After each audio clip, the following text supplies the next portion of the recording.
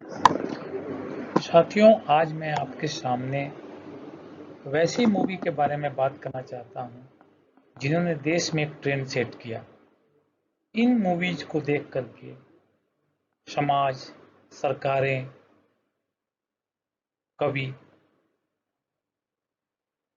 इन सभी ने कुछ चेंज लाने की सोची या इन फिल्मों का समाज पर काफी प्रभाव पड़ा।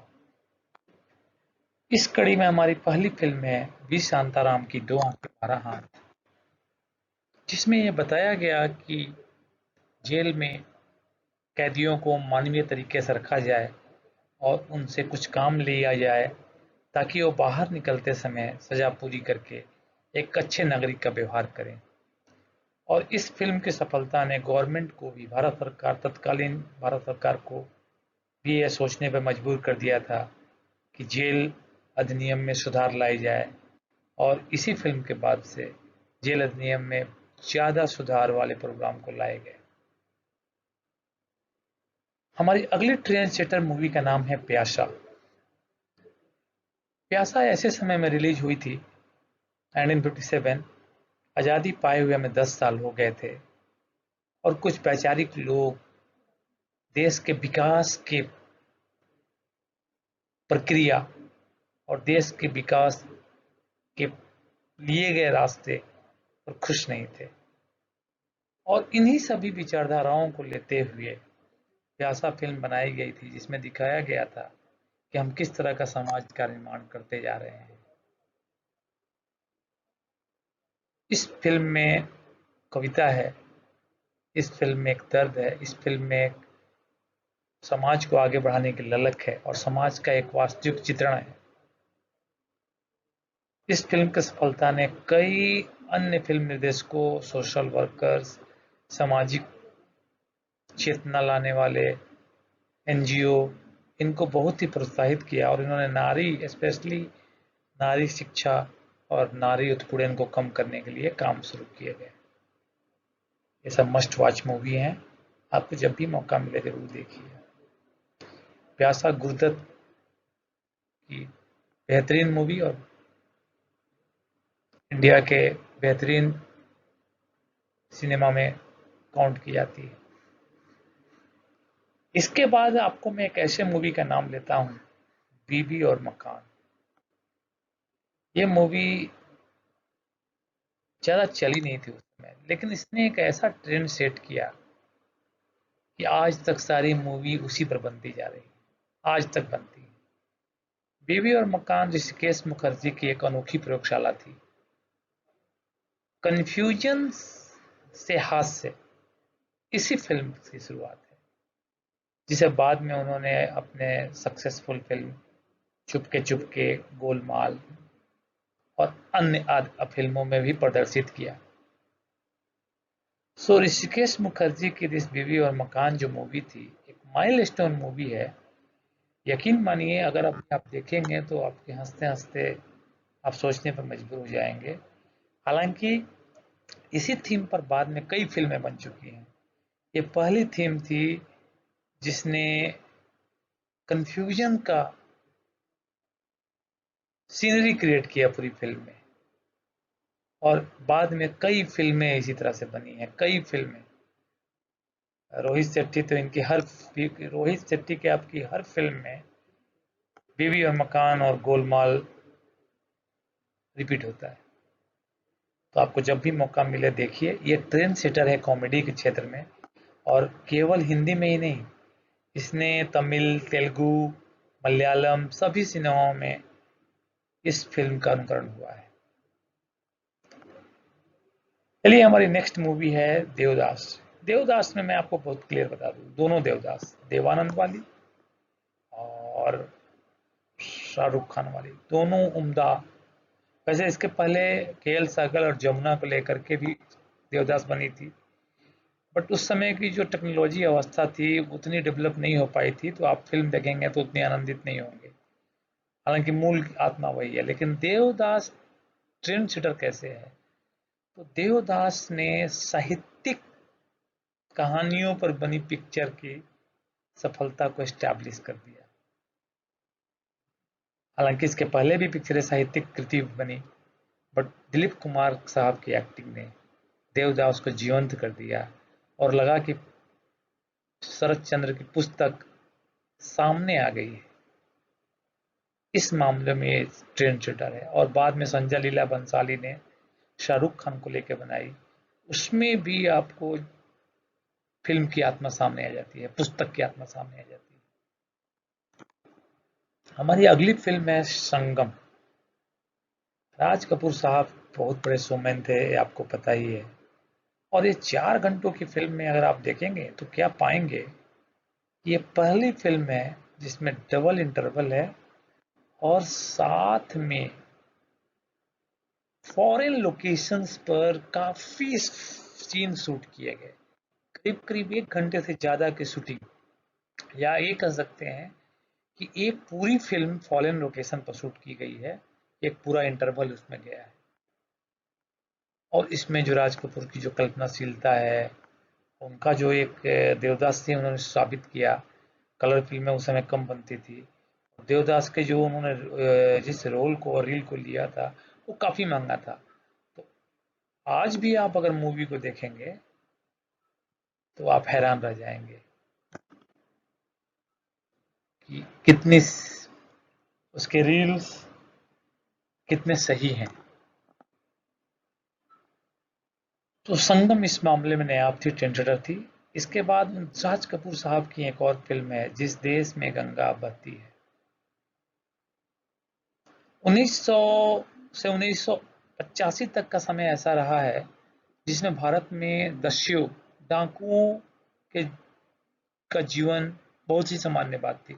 चंबल के बीहड़ हो या अन्य कहीं जंगली इलाके, हमारे देश में जो चोर की अगली प्रजाति डाकू पाई जाती थी जो घोड़े पे चलते थे। बहुत सारी आपने पिक्चरों में देखी होगी। तो जिस देश में गंगा बहती है इस मामले में बहुत ज़्यादा इम्पोर्टेंट है कि ये पहली फिल्म थी जिसने डाकुओं को आत्मसमर्पण करके समाज में के मुख्य धारा में लाने का काम किया। इसमें दिखाया गया था कि हम डाकुओं को उचित रोजगार दे करके उनसे गलत काम रुकवा सकते हैं। और बहुत ही खूबसूरत तरीके से राज कपूर साहब ने फिल्माया था। कभी मौका मिले तो अगर आपने नहीं देखी है तो इस फिल्म को जरूर देखिए। इस फिल्म के बाद मैं आपको बताता हूँ एक और ट्रेंड सेटर मूवी, राम और श्याम, दिलीप कुमार साहब की। इस फिल्म की खूबी यह है कि इसने इसके थीम पर बॉलीवुड, टॉलीवुड, कॉलीवुड सभी तरह की भाषाओं में कम से कम 30 से 35 फिल्म बन चुकी है। दो भाई एक बिछड़ जाते हैं, एक भाई आपको कड़क रहता है, एक भाई बहुत ही सीधा, और दोनों कैसे मिलते हैं इसी ताने बोने पर असंख्य फिल्में नॉट ओनली इंडिया या बाहर में भी बन चुकी हैं। तो ये बहुत इंटरेस्टिंग टॉपिक रहा है और राम और श्याम की सफलता ने इस ट्रेंड को एस्टेब्लिश किया और इसके बाद कई फिल्में इस तरह की आई। हमारी अगली मूवी है गाइड। गाइड ट्रेंड सेटर कैसे है, तो गाइड ने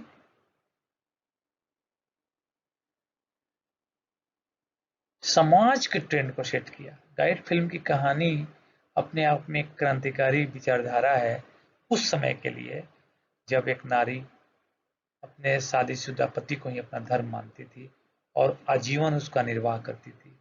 इसमें दिखाया गया है कि अगर पति अच्छा ना हो, शराबी हो और ऐसा कुछ गलत उसमें आचरण हो तो औरत उसको छोड़ करके समाज में आगे बढ़ सकती है। और इसको बहुत ही उचित ढंग से फिल्माया गया था। बाद में इस पर कई इस तरह की कई फिल्में बनी। तो गाइड इस मामले में ट्रेंड सेटर है। इसमें एक और चीज दिखाया गया है, आदमी के भक्ति के इंटरनल अध्यात्म को उसके अंतिम सीन में काफी खूबसूरती से फिल्माया गया है। तो आप जरूर देखें। इसके बाद हमारी फिल्म है मेरा नाम जोकर। मेरा नाम जोकर ट्रेंड सेटर कैसे है, एक्चुअली मेरा नाम जोकर रिलीज होने के बाद बुरी तरह फ्लॉप हो गई थी। लोगों को बहुत सारे बोल्ड सीन या बहुत सारी चीजें नहीं पसंद आई थी। इसके बावजूद मेरा नाम जोकर इंडियन पिक्चर्स, अगर आप मेरा नाम जोकर नहीं देखते हैं तो इसके बिना आपकी मूवी अधूरी है। या तो आपको जब भी मौका मिले, ये एक फिल्म नहीं ग्रंथ है। इसने एक फिल्म में 2 इंटरवल में 4 घंटे के टाइम में इसने कई फिल्मों के पार्ट को शुरू किया नए ढंग से। इसी फिल्म के बेस पर बाद में बॉबी बनी, इसी फिल्म के बेस पर एक दूजे के लिए बनी, इसी फिल्म के बेस पर, इसके फर्स्ट पार्ट के बेस पर कई पिक्चरें बनी, जिसमें कि अब किशोरावस्था की चीज़ों को प्रमुखता से दिखाया गया था। मेरा नाम जोकर से पहले किशोरावस्था की भूमिका को एक संक्षेप में रखा जाता था हीरो के। यहाँ पर किशोरावस्था की भूमिका 1 घंटे से ज़्यादा की थी और इसके लिए ऋषि कपूर साहब को राज कपूर का बचपन का एक्टिंग किया था, उनको अवार्ड भी मिला। उसके बाद उन्होंने दूसरा ट्रेंड सेट किया। इस फिल्म को 3 पार्ट में उन्होंने बनाने में 2 इंटरवल के साथ आप देखेंगे 3 पार्ट हो जाते हैं। हर पार्ट एक मूवी है। बाद में फिल्मकारों ने इस पर अलग-अलग इसी एक फिल्म में 3 फिल्म देखने के लिए बाद में कई फिल्मकारों ने खासकर आंध्रा में, तमिल टॉलीवुड में, मलयालम में कई फिल्में बनी। ये इस मामले में ट्रेंड सेटर है। इसके बाद हमारी एक मूवी आती है धर्मेंद्र की। मैं 2 मूवी का नाम ले लेता हूँ, सत्यकाम और अनुपमा। सत्यकाम उतनी सफल मूवी नहीं रही, अनुपमा ने अच्छी खासी सफलता प्राप्त की थी। लेकिन सत्यकाम की मैं बात पहले करूंगा। सत्यकाम एक ऐसी मूवी है जो आदमी के हताशा को, आप इसको सामान्य ढंग से देखना शुरू करिए और जब आप पिक्चर खत्म करके निकलेंगे तो आप एक डिप्रेस्ड वर्सन होकर निकलेंगे। तो ये फिल्म की सफलता भी है और ये फिल्म की विफलता भी है। तो सत्यकाम ने यह साबित किया कि फिल्में आप पर कितना प्रभाव डालती हैं और इस वजह से सत्यकाम से सीख करके बाद के निर्देशकों ने उतनी ईमानदारी नहीं बरती हीरो और हीरोइन के रोल को गढ़ने में। उसे कहीं से भी थ्योरी, उसके थ्योरेटिकल और प्रैक्टिकल पार्ट में के डिफरेंस को कम नहीं किया। यह फिल्म एक ऐसा उदाहरण है जिससे बाद में डायरेक्टर्स ने काफ़ी सीख ली और उन्होंने हमेशा से एक ऐसी फिल्म बनानी चाहिए कि आदमी डिप्रेस्ड होकर बाहर ना निकले। तो सत्यकाम में ऐसा कुछ नहीं है कि आप डिप्रेस्ड हो, आपको व्यवस्था, सिस्टम और सिस्टम के खिलाफ आप लगेगा कि आप सत्यकाम है। तो फिल्म इस लिहाज से इम्पोर्टेंट है। और कई आईएएस अफसर उस समय के और आईएएस अफसर ने बताया कि इस फिल्म से उन्हें काफ़ी प्रेरणा मिली और देश का विकास के बारे में सोचना उन्होंने इसी फिल्म से शुरू किया। और करप्शन को, जो कि उस समय रोक नहीं था, सामाजिक रोक, नौकरी में रोक, बड़े पोस्ट का काफ़ी अधिक पैसा काफ़ी लोगों ने कमाया, काफ़ी अधिक। उस समय जो पैसे का जो भी लिमिट था, उस लिमिट का में चूंकि महत्वाकांक्षाएं कम थी तो लोग अगर घूस लेते थे, रिश्वत लेते थे तो काफ़ी सुविधाएं कर लेते थे। तो ये इस पिक्चर ने काफ़ी सीख दी। अब आइए धर्मेंद्र की सत्यकाम को आपको जब भी मौका मिले देखिए। धर्मेंद्र की बेस्ट मूवी है और धर्मेंद्र की ही नहीं, इंडियन सिनेमा की one of the best movie है जो थोड़ी सी सैडिस्टिक है। नेक्स्ट मूवी अनुपमा इसलिए ट्रेंड सेटर है कि इसके जो सीन्स हैं फादर और डॉटर के रिलेशन पर, इससे बढ़िया पिक्चर इसके पहले नहीं बनी थी। अनुपमा वो पहली फिल्म थी जिसमें पिता और पुत्री के संबंध को इतने ही संवेदनशील तरीके से दर्शाया गया था और इसकी सफल सफल थीम को लेकर के बाद में कई सफल फिल्में बनी, सुपरहिट फिल्में बनी बहुत सारी। इसके इसमें और एक जब जब फूल खिले के आखिरी सीन में, आखिरी थीम में बहुत समानता है। जब जब फूल खिले शशि कपूर की सुपरहिट मूवी थी, अनुपमा धर्मेंद्र की एक सफल मूवी थी। जब जब फूल खिले सुपरहिट हुई थी, अनुपमा हिट हुई थी। हमारी इसी कड़ी का लास्ट मूवी का नाम है शोले। शोले एक ऐसी पिक्चर है जिसने डायलॉग्स, संवाद को फिल्मों में काफी लोकप्रिय कर दिया।